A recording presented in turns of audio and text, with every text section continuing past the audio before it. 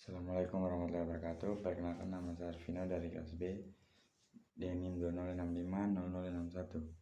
Di sini saya akan mereview materi D8 pemrograman Arduino. Bahasa program Arduino. Pemrograman Arduino menggunakan struktur bahasa C. Mekanisme pemrogramannya Arduino sama dengan mikrokontroler pada umumnya.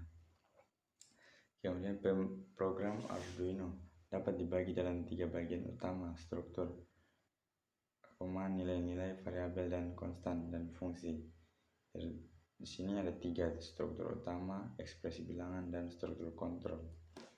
Kemudian struktur utama, fungsi setup dipanggil ketika sketsa program dimulai. Fungsi digunakan untuk menganalisa,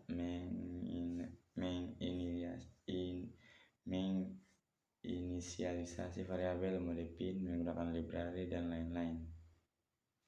Kemudian sini ada loop. Setelah membuat fungsi setup, maka berikutnya adalah fungsi loop. Fungsi loop akan melakukan loop berturut-turut, di mana program akan dijalankan terus-menerus secara berurutan, dan loop untuk mengontrol papan Arduino. Kemudian komentar. Komentar digunakan untuk memberikan keterangan pada program yang dibuat. Komentar tidak dieksekusi, maka komentar tidak menambah ukuran file hasil compile. Cara membuat komentar ialah sebagai berikut. Ekspresi bilangan. Dalam pemrograman bahasa C pada Arduino, bilangan dapat diekspresikan dalam beberapa format, yaitu biner ditulis dengan awalan huruf O, B, contoh B11110010. Kemudian di sini ada struktur kontrol. Setiap program yang dibuat membutuhkan suatu kontrol, tak hanya perulangan namun suatu eksekusi dengan syarat tertentu juga diperlukan. Pengujian kondisi if digunakan untuk mengecek suatu kondisi. Jika benar, maka perintah di dalam if akan dikerjakan. Kemudian di sini ada if else. Seperti dengan if, hanya saja ada 2 pilihan, pernyataan atau perintah. Jika kondisi benar, maka perintah di dalam if akan dikerjakan. Jika kondisi salah, maka pernyataan di dalam else adalah yang akan dikerjakan. Kemudian ada switch case. Pernyataan ini digunakan untuk memilih kondisi yang sesuai untuk kemudian mengerjakan perintahnya. Bedanya adalah kondisi yang diuji berupa sebuah nilai variabel. Jika variabel memenuhi syarat dari salah satu case, maka dia akan mengerjakan pernyataan atau perintah tersebut. Kemudian ada perulangan while. Perulangan ini digunakan untuk membuat perulangan yang tidak terbatas.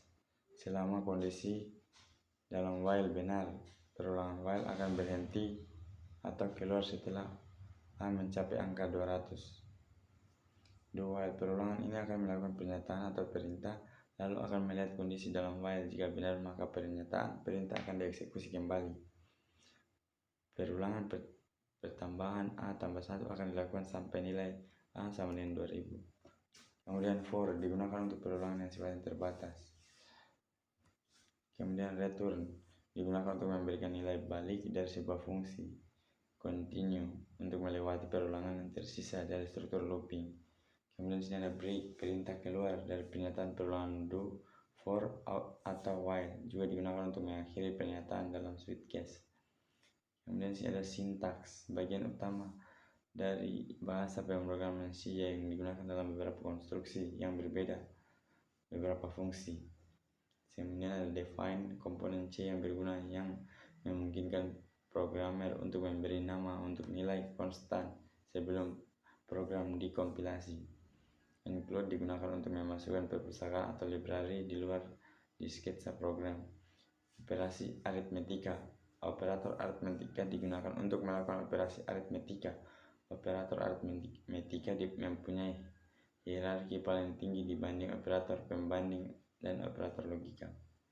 Operator pembanding digunakan untuk membandingkan suatu data ekspresi dengan data ekspresi lain dan menghasilkan nilai logika, boolean, benar atau salah. Tentu saja antara kedua data yang dibandingkan harus mempunyai tipe data yang sama.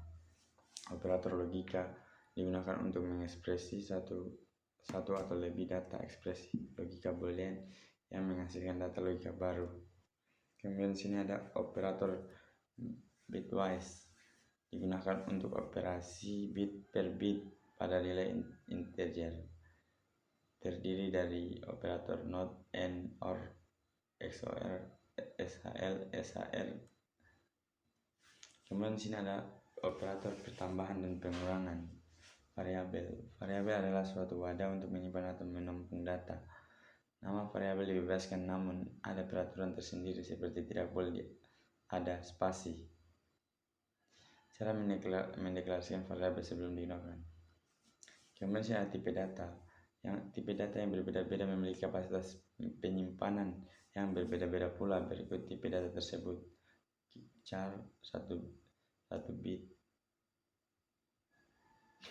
unsigned char 1 bit, bit 1 bit, word 2 bit, integer 2 bit, unsigned integer 2 bit, long 4 bit, unsigned load 4 bit, float 4 bit. Kemudian pin input dan output. Menulis data digital di pin output. Setelah membuat pin sebagai digital output, selanjutnya menulis atau menglogika data digital dengan perintah digital write pin, value. Membaca data digital pada input. Jika sebuah pin dibuat sebagai inputan, maka kita harus menentukan active high atau active low. Jika active high, maka dibutuhkan resistor pull down. Kemudian menulis data analog di pin output PWM. Untuk menggunakan analog write, tidak perlu menggunakan pin mode untuk mengatur pin sebagai output. Cara menggunakan sebagai berikut: analog write pin value. Kemudian ada time. Millis adalah sebuah fungsi pada sintak Arduino yang berguna menjalankan waktu secara independen. Kemudian ada external interrupt. Anda harus menggunakan digital pin tool interrupt pin untuk menerjemahkan pin digital sebenarnya untuk jumlah interrupt tertentu. Misalnya, jika Anda terhubung ke pin 3, menggunakan digital pin to interrupt sebagai parameter pertama yang attack interrupt. Kemudian sini ada detail interrupt, mematikan interupsi yang diberikan. Kemudian sini ada interrupt, yaitu mengaktifkan kembali interupsi setelah dinonaktifkan oleh null interrupts.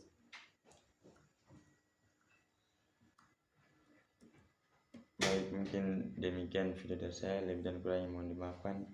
Wabillahi taufiq wal hidayah. Wassalamualaikum warahmatullahi wabarakatuh.